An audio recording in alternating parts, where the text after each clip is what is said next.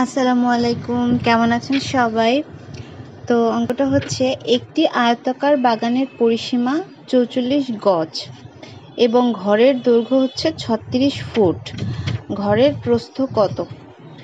মানে এখানে দেখেন যে দুইটা দুইভাবে দেয়া আছে, যেমন গজে দেয়া আছে পরিসীমা আর ফুটে দেয়া আছে ঘরের দৈর্ঘ্য।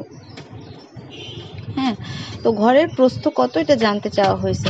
তাহলে আমাদেরকে যেহেতু ১ গজ সমান সমান হচ্ছে ৩ ফুট, তাহলে আমরা সবগুলোকে ফুট করে নিই। তো আয়তাকার ঘরের পরিসীমা এটা সূত্র হচ্ছে 2 ইন্টু দৈর্ঘ্য প্লাস প্রস্থ।